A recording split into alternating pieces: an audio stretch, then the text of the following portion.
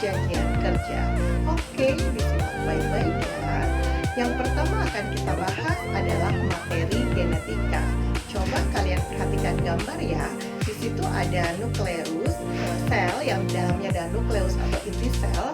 Kemudian pada inti sel itu atau nukleus terdapat kromosom. Jadi kromosom adalah suatu struktur makromolekul yang tersusun dari DNA dan molekul lain yang merupakan yang ada pada dalam sel itu sendiri. Selanjutnya kita akan membahas gen. Gen merupakan unit hereditas suatu organisme hidup dan tersimpan dalam kedudukan tertentu pada kromosom. Gen berupa daerah urutan basa nukleotida baik yang mengkode suatu informasi genetik, ekson, dan juga daerah yang tidak mengkode suatu informasi genetik, intron. Gen yang dominan diberi simbol dengan huruf kapital selalu muncul sebagai sifat yang tampak. Sedangkan gen yang resesif diberi simbol dengan huruf kecil hanya bisa muncul sebagai sifat yang nampak bila berpasangan dengan gen yang resesif juga. Nah, ini bisa kita lihat di tabel ya. Di situ ada A besar itu homozigot dominan, kemudian A besar A kecil itu adalah heterozigot, dan A kecil adalah homozigot resesif.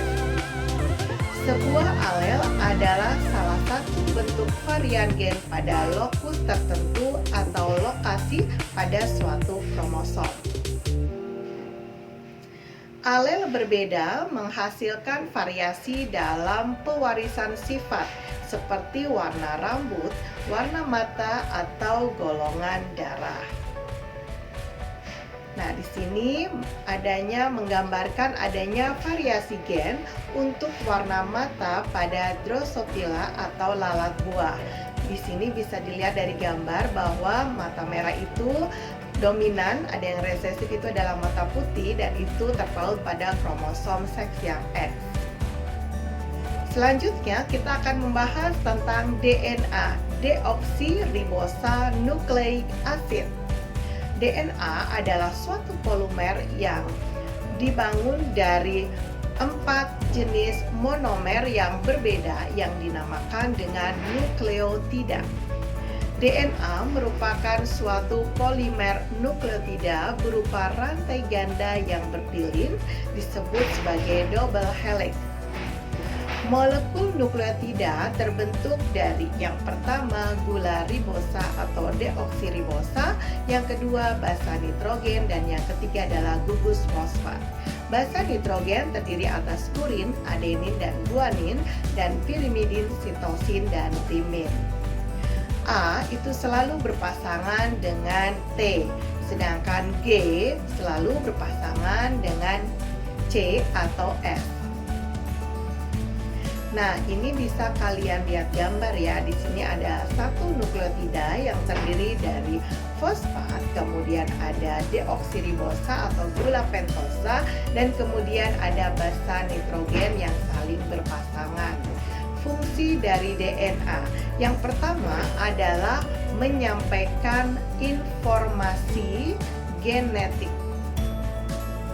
Fungsi deoksiribosa nukleik asid yang kedua adalah sebagai cetakan atau template untuk kode asam amino pada DNA atau kodon. Yang ketiga sebagai pengatur seluruh metabolisme sel. Selanjutnya kita akan membahas replikasi DNA. Replikasi DNA adalah suatu tahapan penggandaan DNA yang terjadi pada saat sebelum pembelahan sel, yaitu pada tahapan interfase pada fase sintesis DNA atau fase S. Enzim yang diperlukan dalam replikasi DNA adalah yaitu enzim helikase berfungsi sebagai pembuka rantai ganda double helix. Selanjutnya ada enzim DNA polimerase yang membentuk DNA baru dari satu rantai tunggal DNA. Kemudian ada enzim DNA ligase berperan dalam melekatkan setiap fragmen Okazaki yang merupakan rantai pasangan semula yang tidak berhubungan menjadi satu rantai yang utuh. Kemudian replikasi diawali dengan sintesis RNA primer. Arah replikasinya adalah 5:3. Selanjutnya kita akan membahas tentang model replikasi DNA. Yang pertama ada teori konservatif. Teori konservatif adalah pita DNA rangkap helix tidak berpisah langsung menjadi cetakan bagi pita DNA baru. Yang kedua ada teori semi-konservatif. Teori semi-konservatif di mana pita DNA rangkap helix memisahkan diri menjadi dua pita tunggal yang berperan sebagai pola cetakan. Selanjutnya yang ketiga adalah teori dispersif. Teori dispersif di mana pita DNA helix rangkap terputus-putus atas beberapa potongan. Nah, ini adalah gambar perbedaan antara ketiga model replikasi DNA, konservatif, kemudian semi-konservatif, dan dispersif. Selanjutnya kita akan membahas macam-macam RNA. Yang pertama adalah RNA messenger atau yang disebut dengan RNA duta, RNA-M atau RNA-D. RNA-M berfungsi membawa informasi genetik dari DNA berupa pesan dari inti sel ke ribosom di sitoplasma. Kodogen atau DNA misalnya adalah A, CG, TGG, ATA, dan GT, maka kodon triplet basa RNA-D menjadi A-nya itu, T-nya itu diganti menjadi U, yaitu UGC, ACC, UAU, GGA. Yang kedua adalah RNA transfer atau RNA pembawa asam amino dalam bentuk asam amino asil tRNA. Berfungsi mengenali kodon dan menerjemahkan menjadi asam amino di ribosom.